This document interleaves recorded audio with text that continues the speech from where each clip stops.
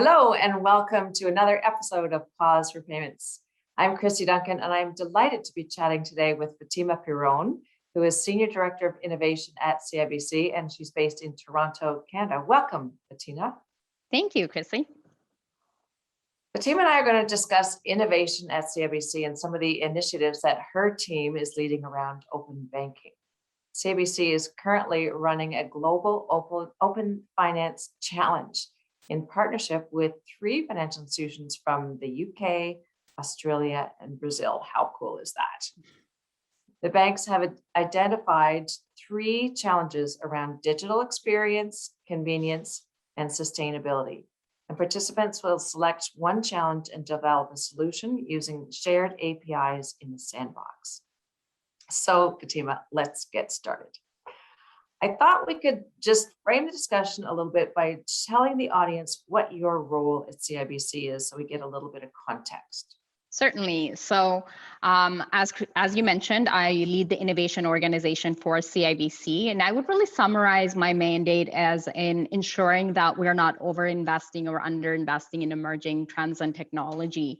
And how we do that is fewfold. We have a practice that's really geared towards education and awareness. So making sure that every employee across the bank has access to information around emerging trends and technology and how it might impact the work that they do. And then we've built in-house capability where we support line of businesses on their most compelling problems or opportunities, and we apply some innovation frameworks through explorations and design thinking, et cetera, to come up with the most viable solution to that problem or opportunity. And we get to do things like test it with clients and give some really solid recommendations back to the business. And then lastly, we also lead initiatives that are in the realm of emerging technology and trends. So things like open banking, digital identity, blockchain, that requires us to really work with the industry to mature those domains, but also work internally to implement capabilities so we're able to also participate. So that's sort of the full spectrum of my mandate. Fantastic. And just because I'm always curious and I want to know, did you have a tech background to get into this role? Yes, a little bit, I would say. I think I also kind of fell into the role accidentally. I've been in the bank for 18 years, started in operations and in the payment side of the business, worked in our technology team that supported our credit card team for several years, and then moved into our product team in credit cards, where it was really geared towards partnerships and net new functionality and building new products. And that sort of morphed into innovation. And here I am. Fantastic. So, Fatema, in many parts of the world, banks play a major role in the social and economic development programs of the nations with developing or transitional economies. Why do you think it's important for banks, in particular CIBC and some of your partner banks, to work with international banks around the world? And that's a great question. To start with, I believe that it's about understanding and knowing how to act on emerging trends and technologies. That's become sort of a core competency for the financial industry. And it really entails things like identifying how these trends and technologies are impacting our business and our clients. And as the financial industry is going through sort of this rapid digital transformation across the world, working with international banks provides us with that opportunity to learn directly from markets that may be further ahead than us in some aspects. And the work that we're doing with Itaú, NatWest, and NAB has truly provided us with this access to diverse insights and learnings that continue to be invaluable to CIBC. And the last point I would make is I also think that this collaboration with other banks and partners specifically has allowed us to really accelerate the impact and develop technologies to meet the needs of our clients in a rapidly evolving space. It's so fantastic to see the world of banking get smaller and smaller every day.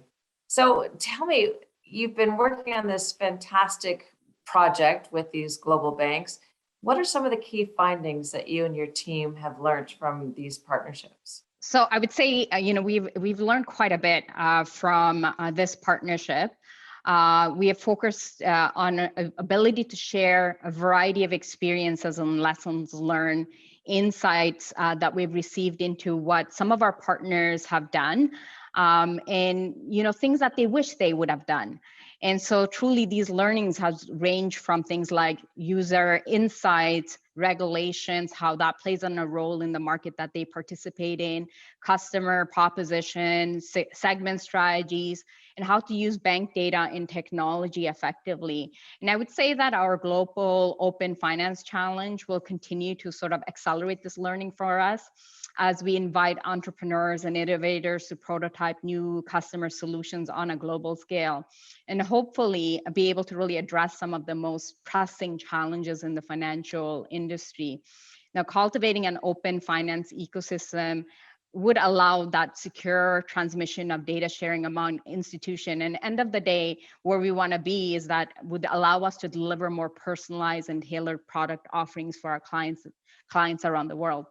If I can leave you with sort of one key learning, which is to always put your client at the center of everything, not technology, not regulations. So if you start with the client-centric focus, it's about the value you're trying to create for the client, and you're able to sort of navigate both that technology and the regulatory framework in a meaningful way. However, if you're more focused around what regulators are mandating or what technology can enable, you may invest and create an experience that customers will never use. In 2020, Tank surveyed financial executives from institutions across Europe to gain insight into their attitudes towards open banking and how they're investing in it. And the results showed that financial institutions are primed to embrace the shift towards open banking and open finance. And clearly, CIBC is an example of that, with 61% of respondents saying that they're more positive about open banking than before. So keeping up with this research, CIBC has launched this Global Open Finance Challenge with Itaú in Brazil, National Australia Bank, and NatWest Group in the UK. How do you think that this Global Open Finance Challenge will impact CIBC? Few things. I think this event is certainly first of its kind, and it promotes innovation and will contribute towards a common goal that's shared amongst us and the partner banks. And we selected these three challenge statements very much based on that. And they are first starting with how can we better serve our corporate and business customer and the public at large by delivering high value digital services. The second one is how can we help current and new customers access banking services through more convenient or relevant digital channels. And then lastly, how can we find innovative ways to help our customers make better decisions around climate and sustainability. And as you can probably see by the challenge statements, we're certainly expecting that the propositions developed in this event will be scalable and have some real commercial value. And to really support that outcome, we created an API sandbox environment that replicates a bank's existing infrastructure. So we are able to enable that rapid testing with third parties in a secure and very safe way. And the sandbox provides participants with a shared set of APIs to aid in that development of the application. So teams can test, build, validate their ideas in a true banking environment. And beyond this event, it would provide us with a valuable capability for CIBC to continuously work and collaborate with the startup in the fintech space. And just lastly, due to the global nature of this event, we hope that it will also provide us with increased diversity of participants across startups, universities, fintechs, and thought leaders, and give us access to innovators outside of our traditional geographies. So I love this idea, Fatema. It's so fantastic to be bringing in the fintech world and working with them to innovate and offer our clients more better solutions along the digital world and to support their convenient and relevant solutions, and also to help our customers make sustainable decisions in their day-to-day business and how they do their work. And that's so important, especially in the context of COVID and the context of climate change and sustainability overall. So you've got this fantastic role. You get to be involved with these fantastic global challenges, but you're really all along the main theme of innovation. Can you tell us what are the most important comments to drive innovation in your organization? I love this question. I certainly think it starts with having an innovation mindset that's woven into the fabric of the organization and enable innovation to be driven from anywhere and frankly by anyone.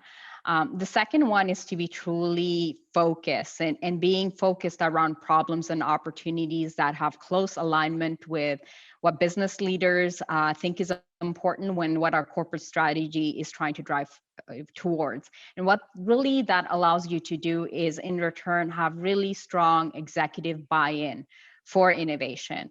That translates into the ability to do lots of experimentation, testing and learning, and embarking on journeys like this one on the Global Open Finance Challenge.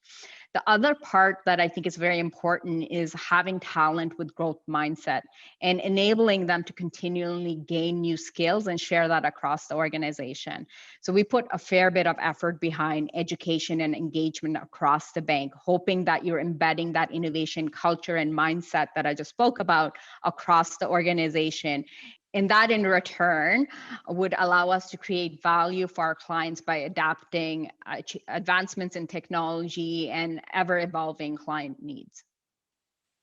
That's so fantastic. It really is a wholesale change in culture in the way that we as bankers, as service providers serve our communities, our clients, and even how we think internally. It's a fantastic morph. It's a fantastic transition to a whole new world.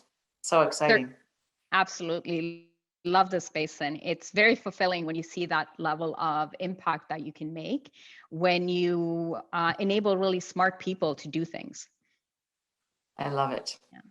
So this has been a great discussion, Fatema. I have learned so much, and I want to close with a question about your career. This is something that I ask all of our guests on Pause for Payments, and that is, if you were to share a few pearls of career wisdom with the rising stars in our audience, what would they be? That's a great question, Kristy. I would say the first one is never steer away from a challenge, however difficult it is. I found that I've grown the most in my career when I've taken on things that other people didn't want to do. When it looked like, would be boring or extremely challenging, those are the ones that I think has always lent me with the biggest growth opportunities. And the second one is, and I'm sure a lot of people say the same thing, is please advocate for yourself. Ask for what you want. No one can read your mind. If you don't ask, you will not get it. And I would say those would be the two pieces. I love that. And you're so right, because we as women are known for being fantastic advocators for others, Mm-hmm. and not so strong at advocating for ourselves. It is so important. For sure. And I love that, taking on challenges. Absolutely. Put up your hand. Oh, sorry, you can't see it. Put up your hand and take on those challenges, and they can lead to perhaps unexpected places, but they can help you to develop your personal brand, to make some connections, to really have some personal growth that you might not otherwise have had. So that's exactly fantastic insight. I'm going to thank everybody for listening, and I encourage you all to join us online for the many other Pause for Payments discussions that we have, hosting with amazing and inspiring women leaders from around the world of payments like Fatema. And thank you so much for having us.